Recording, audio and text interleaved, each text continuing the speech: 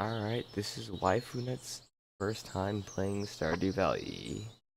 The best podcast on the internet. Oh,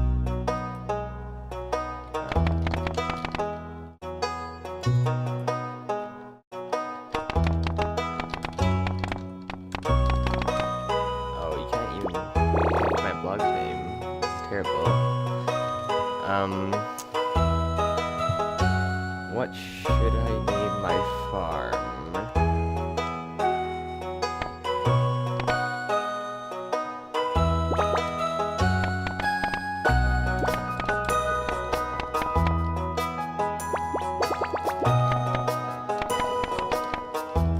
There. That's a fine name. I guess. Waifus, I guess. Sure, how about that? Do I want to be a girl or a boy? I'm not sure if any of these are actually good though.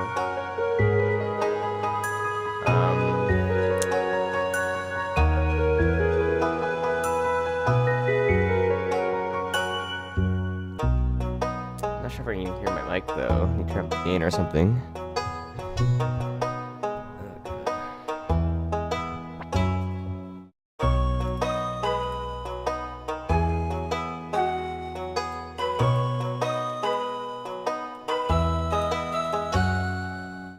Hello. Okay, that's better. Okay. Do I want to be a girl? That is the question. To be or not to be.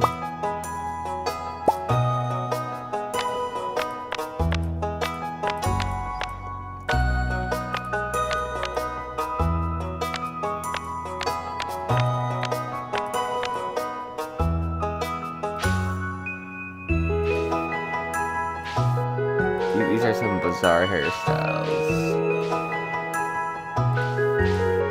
Oh, I think that was the ponytail, I think. Can I see the back of the character? Wait, what? Oh, I totally...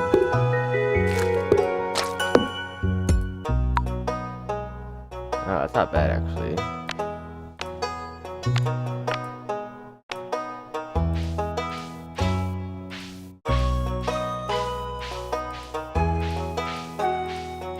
Huh.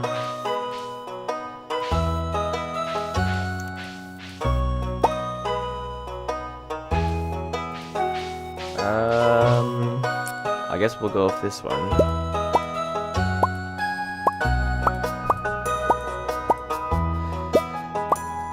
Well, this will be a rather boring podcast as I'm just gonna be talking about tomorrow's plans and productivity in general. And so today, I pretty much woke up with the will to do basically anything. I kind of wanted to get my work done so I could start writing and finishing my novel by the end of the year, or rather by the end of the month. But I got diverged by many distractions. Those many distractions being, I guess, Let's Plays, as you're watching right now, and I'd highly recommend not watching these, just listening to them, because fucking Let's Plays, the biggest drain of time possible. It's nice to vicariously live through, I guess, videos in general, but when the content of the video is about how great someone's life is, it really gets you thinking about your own and why you would be watching that video instead of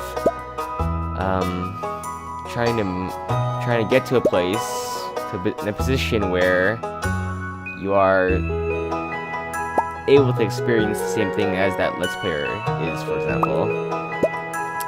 And it's not to say that you should worship people on the internet in general, but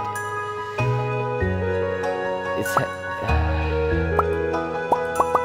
hard thing to talk about.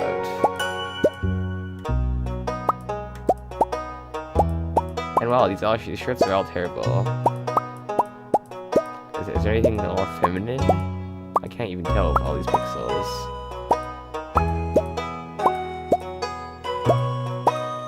Oh, you know what, whatever, let's go with that. I guess you can get beards as a woman. This is a good game. You know, let's go with that. I like that. Hair color. Do I want to be black haired? I'm not sure.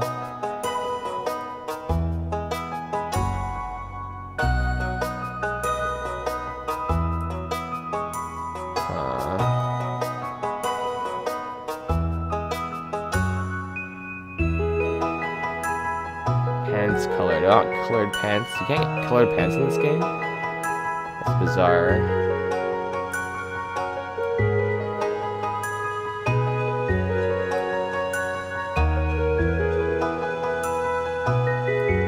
Well, I definitely want red eyes. Because aqua. God. How the fuck do I get this right? Wow. You really can't get proper red eyes, can you? This is bizarre. You know what? There we go. Sticking with that. Fuck it.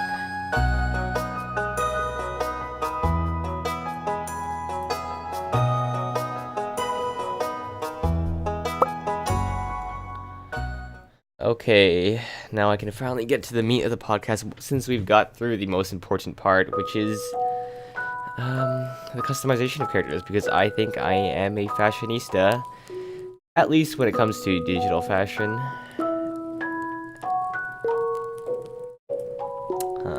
I'm not sure if I want to pay attention to this cutscene even.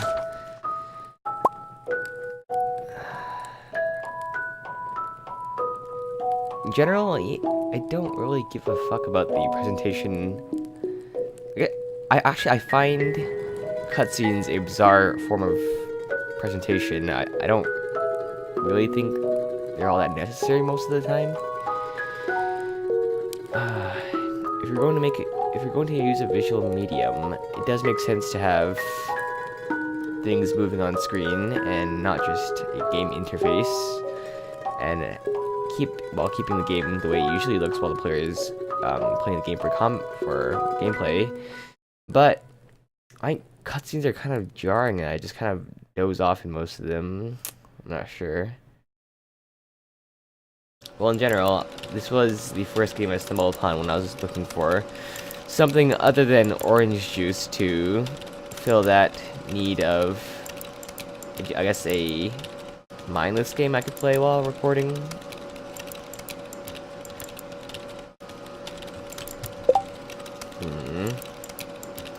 Life's better with JoJo, that is true.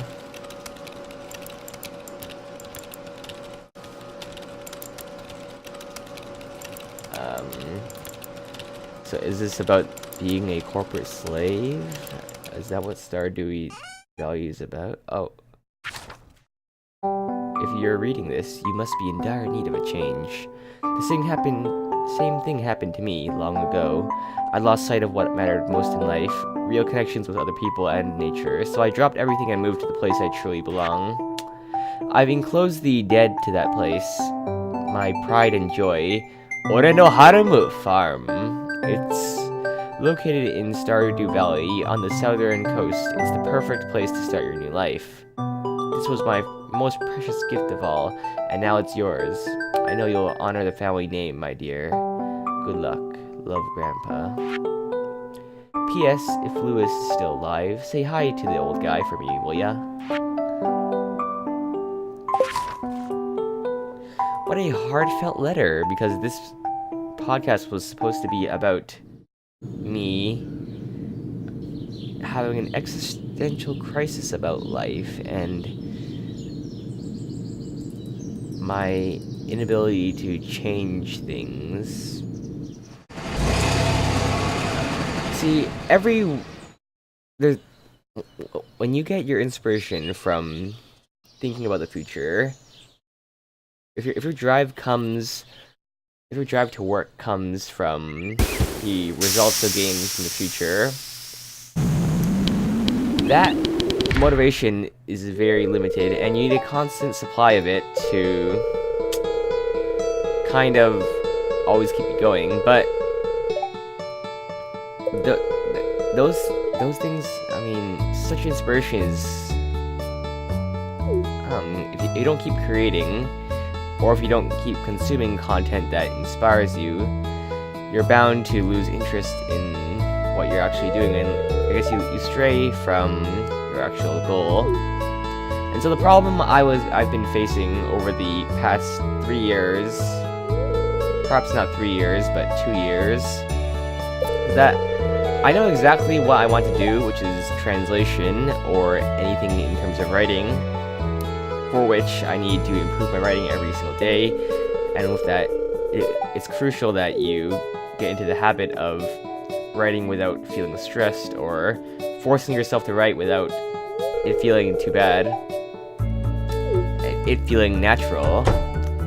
But that hasn't really been the case for me. I know exactly what I need to do to become a good writer. That is to write every single day, but I've always kind of wasted time. The only time where I'm just absolutely productive are times just, for example, right before tests. Right before the Japanese language proficiency test, I read a whole bunch of Japanese textbooks and I went hard on the... But no, I didn't go hard. I kind of slacked off on the visual novels, but...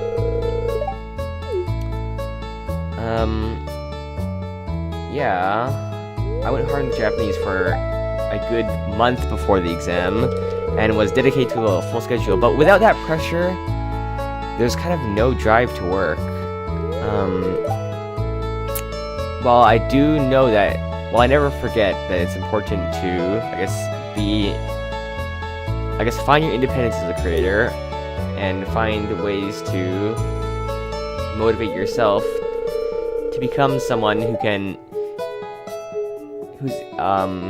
detached from the people around them, who can create new ideas, and is self-sustained as an artist. You kind of have to grow out of bad habits, such as, I guess, breaking your schedule, not writing every day, even though you know how you have to. And I guess this podcast is a way for me to, explore that feeling and why I haven't been able to overcome it for so long. I don't think I'm particularly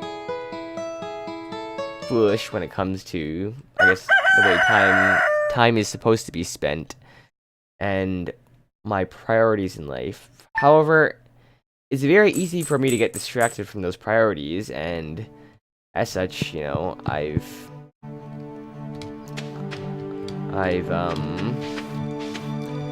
it's been common for me to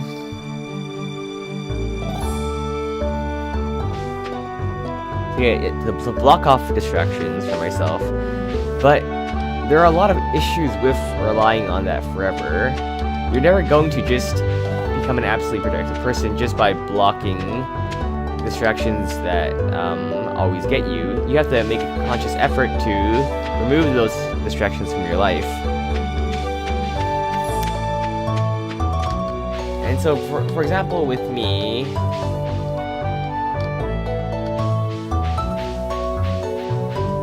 what the fuck am I supposed to be doing? I have no idea what the fuck this game's about.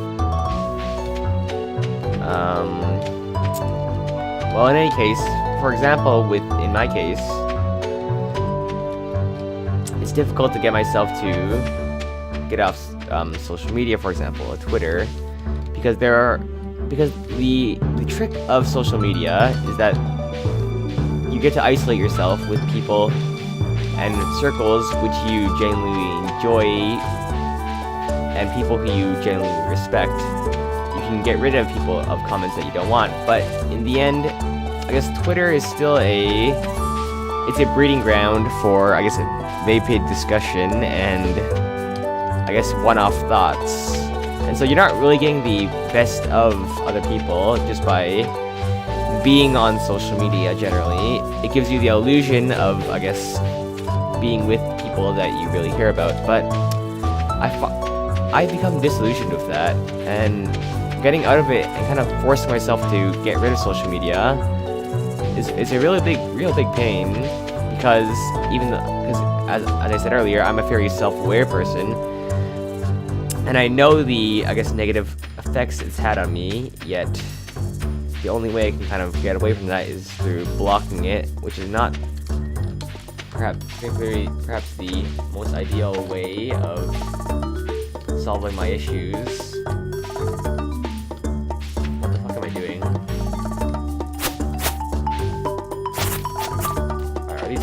Are these weeds?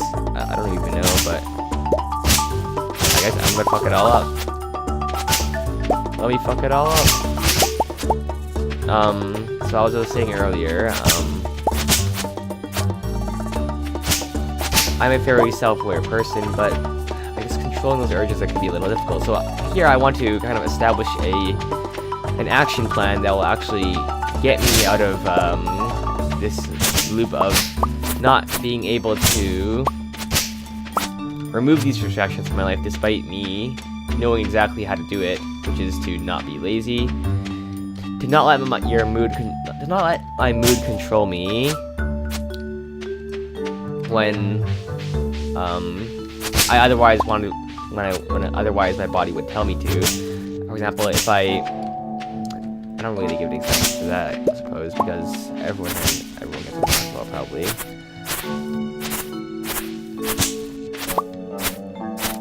But for example, productivity. How can I become more productive?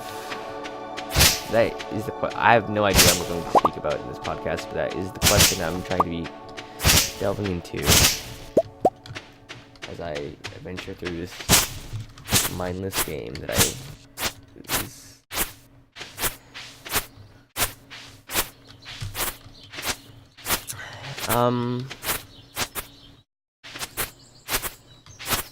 The ways I plan to become productive.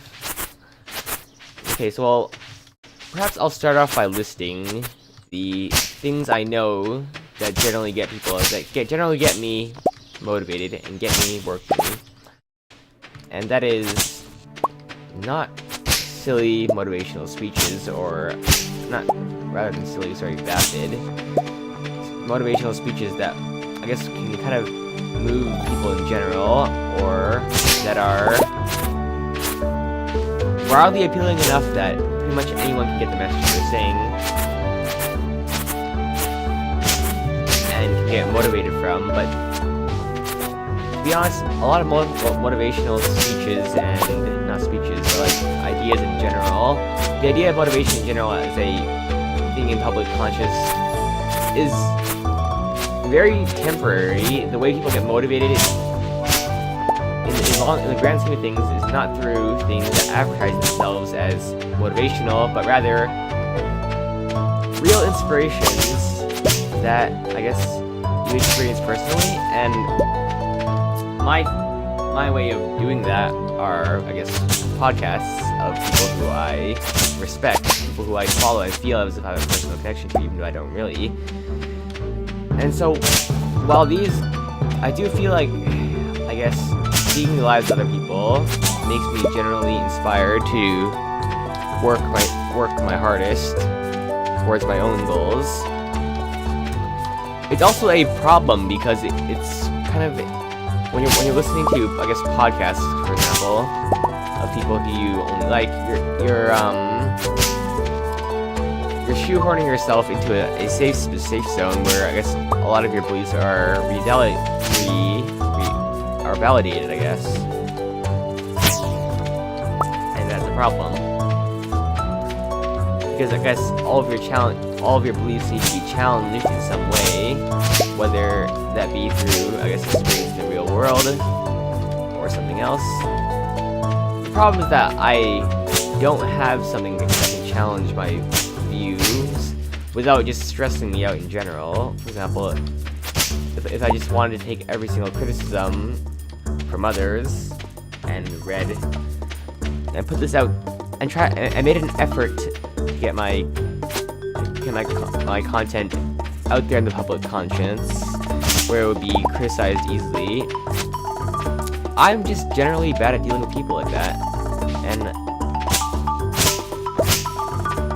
that's one of the main reasons why I haven't really made anything that would appeal to a large group of people and into the, I guess, mainstream audience, because I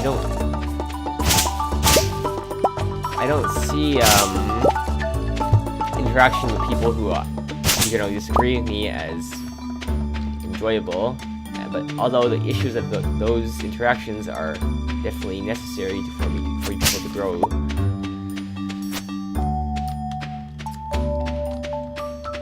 and so aside from, I guess, just the hiding myself from criticism thing, there's also the issue of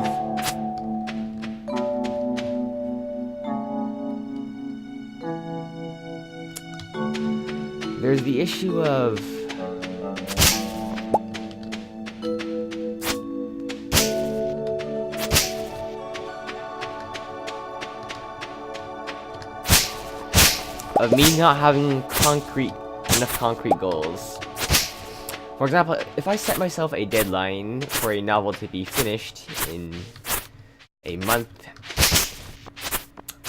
I don't set out a schedule that gives me I guess a guiding point to exactly how I'll achieve that goal. Perhaps I'll say I'll work at it for 2 hours every single day, but by doing that, by setting these deadlines, by setting deadlines that are based on time rather than actual products, such as I want a novel about, by the end of this writing session, I want to achieve this in my novel. If I said that, for example, it would make my writing a lot more focused, and I wouldn't lose sight as often of what I'm trying to achieve in my novels, because right now, if I sit down for 2 hours and write, all I'm thinking in my head is, I'm going to be writing for this long, rather than I will want to achieve this within the next hour. For example, I want to move this plot point such that I can actually get things moving and not just have this be an endless stream of conscience or a stupid meta novel about the nature of writing novels, for example. I need to think of the goal I want. Set a goal for myself in each writing session, a specific concrete goal that's not based on arbitrary time limits, but rather an idea I want to express, or a concrete goal I want to achieve. I think I stray away from that very often when it comes to reading in Japanese, writing my novels. It's just very easy to get distracted. How the fuck do I get in here? And so for tomorrow, I'm definitely going to try to, instead of just, because everyone tries to quit their bad habits cold turkey, but that never works. What you need to do is always think things through before you think things through, and I guess always keep your eyes on the end goal, and I guess what you ultimately want to achieve, rather than seeing life as a small segment of tiny goals that you either fail or achieve, because those tiny goals are tiny, and that's important to remember. Thank you for everyone. This is the end of this episode. Good night.